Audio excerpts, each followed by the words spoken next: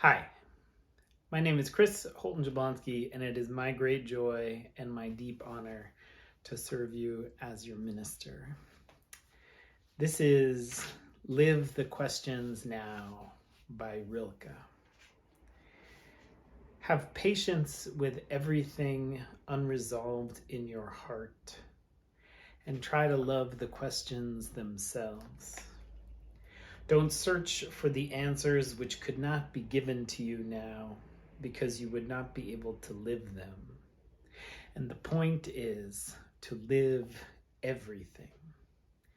Live the questions now. Perhaps then, someday, far in the future, you will gradually, without even noticing it, live your way into the answer.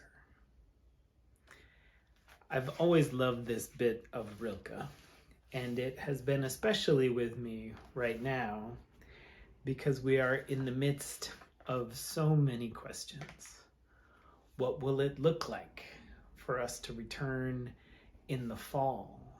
What will it be like to come back together with hundreds and hundreds of people we haven't seen in so long? How will it feel to shake a hand? How will it feel to hold someone's baby? So many questions.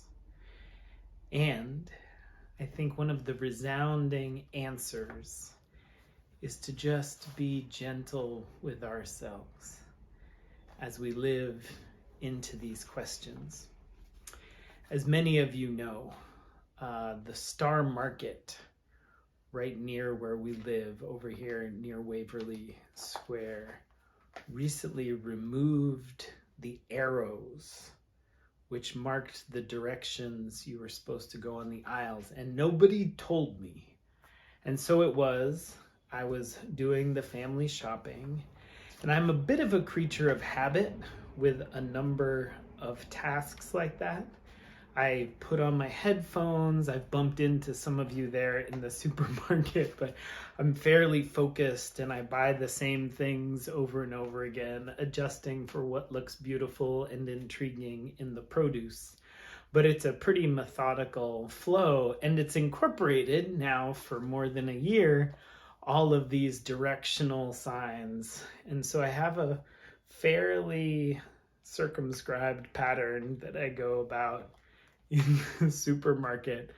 And so it was, I had gotten my produce, I had gotten our ground turkey and our bacon, and I was rounding the corner to begin my way down the bread aisle, and I froze. I froze and I looked at the empty space on the ground where the arrow should be. And I looked up and I looked around.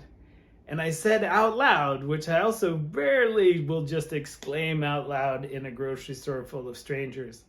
I said out loud, "They took away the arrows. They took away the arrows." And sure enough, a father and son stopped near me, and he looked at me with the same vaguely panicked eyes, and he said, "I know, they took away the arrows." And I said to him and anyone else who were listening, "I'm just still gonna do the same pattern I always do." And we had a bit of a chuckle, but I did. I just couldn't fathom in this moment, with so much changing and so much unknown, I could not fathom repatterning my way through the grocery store. And so I did. I walked down entire aisles that I didn't need to walk down in a specific way just to be comfortable in the pattern. And one day I will change.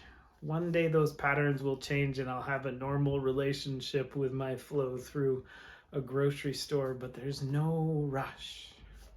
This is a time for living the questions themselves and being gentle with ourselves and one another. So grateful to be in the midst of this creative process with you all, in this imagining of this coming year and our shared future together. There is so much possible. So much love to you all. Amen.